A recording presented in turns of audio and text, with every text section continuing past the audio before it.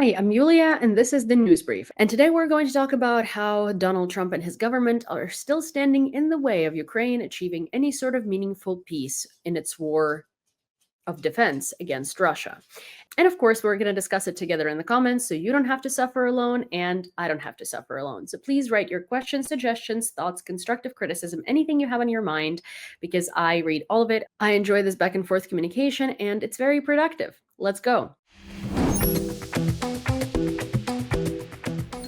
As you might have seen, recently, Giorgia Meloni actually called out Donald Trump and said that he needs to put the same determination to the ending of the war in Ukraine as he's putting into Israel and Gaza and Israel and Iran. She said, there are two very important ceasefires, and what's happening in Ukraine is unacceptable.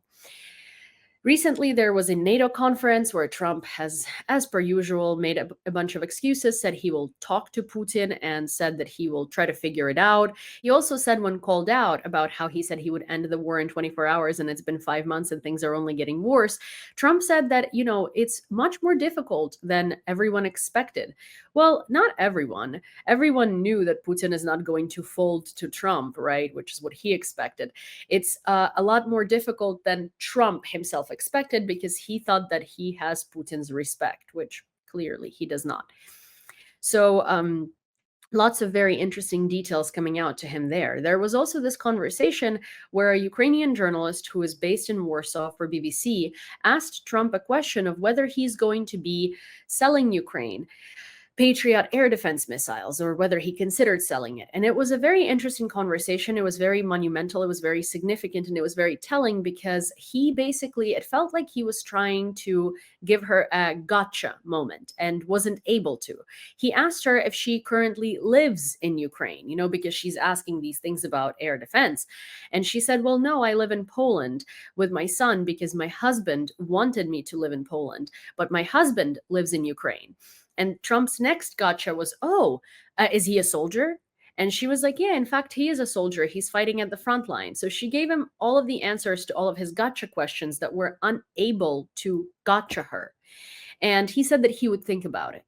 But the thing is, why would you think about it? Russia has been launching some of its most cruel, most awful, most devastating attacks against Ukraine lately. And Ukraine is unable to intercept a lot of it now because there were these 2,000 shells that were diverted from Ukraine to the Middle East that were actually promised and pledged to Ukraine during the Biden administration. And now is the time where Ukraine needs it arguably most. Because here's the thing, we do have some Patriot shells left, but we can't use them against drones. We can't use them against all of the incoming missiles, because if we do that, we will deplete all of our stocks, which will then further prevent us from being able to actually react to these mass attacks and to actually react to this happening. And it's a very big problem. And clearly this is the time where Trump should be saying, yes, of course, I will sell you Patriot air defense missiles, because at this point, Ukraine is not asking to pledge them. Ukraine is not asking for a donation or for a handout, as people like calling it. Ukraine is asking to purchase them. And one of these air defense missiles is something along the lines of $3 million. So it's a pretty huge arms deal that Ukraine would be doing with the US and giving a lot of money into the US budget. But Trump refuses to do that, and he refuses to do that during the time where Ukraine is actually struggling to intercept all of the massive incoming attacks from Russia. For instance, as I mentioned before, the rate of interception now is not nearly as high as it was before. In the most recent attack, instead of intercepting, let's say 75 or 80% of drones and missiles, Ukraine intercepted something around 50 or 60%, and that's a low number.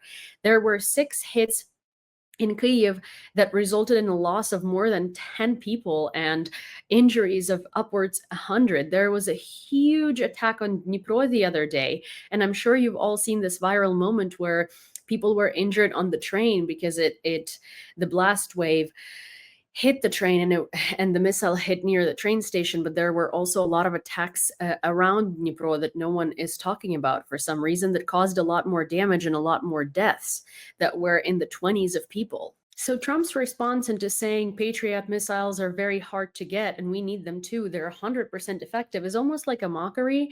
And it's unsubstantiated because there are patriots that that the US can sell. Also, the US knows about Iranian strikes on its bases way ahead of time and evacuates all the planes and all the people and everything. So it's like it's purely an excuse. The US has enough Patriot missiles to sell to Ukraine. Trump is just being Trump.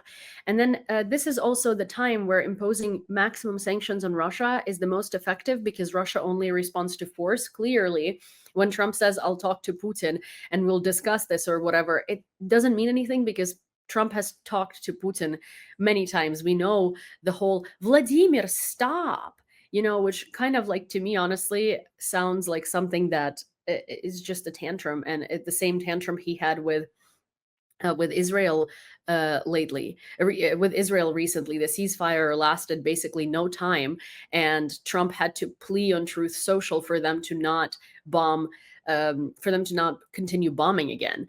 And he's very well aware that these conflicts are not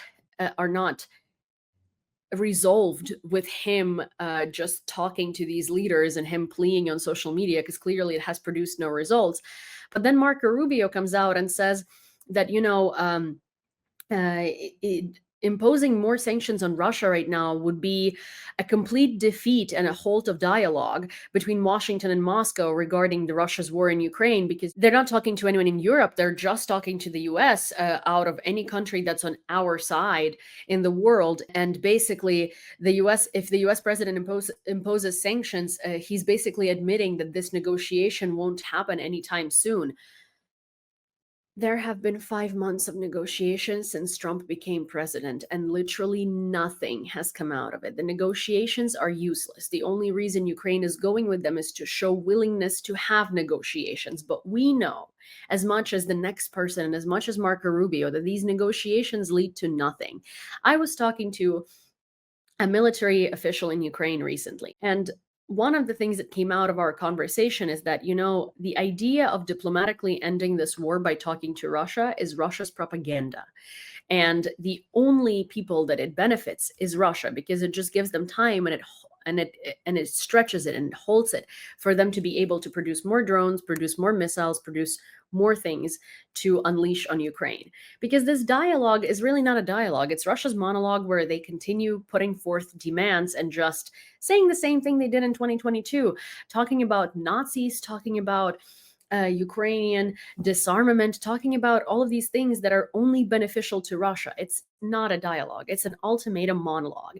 Russia is not willing to budge on anything. And while this dialogue is happening, Russia is only amplifying its attacks on Ukraine. Like, how can you be so hypocritical, and how can you be so cynical that you keep saying that, oh, imposing sanctions on Russia and halting their ability to destroy Ukraine is going to stop the dialogue, while Russia is amplifying its attacks? Does that not halt and stop the dialogue? That should be something that halts and stop the dialogue and makes you understand that this is going nowhere. But of course, that's not what it is. So all in all, I mean, NATO summit recently has been really good because Zelensky has met with a lot of leaders. Canada has pledged more support. The UK has pledged more support. Europe seems more united than ever. Lots of people are calling out Donald Trump. Lots of people are standing up to him and saying how important it is that, he puts as much effort into the resolution in Ukraine as he does everywhere else. And in that sense, this is a very productive summit, and it shows a very united front on this side of the world. But at the same time, in terms of the US, it almost starts feeling like the same. It almost starts feeling the same way as when we talk to Russia, where it's kind of like talking to a wall. It's not producing any results, and the US officials are refusing to see it from the perspective of world security and from the perspective of Russia is not willing to work with you. Russia is not your friend.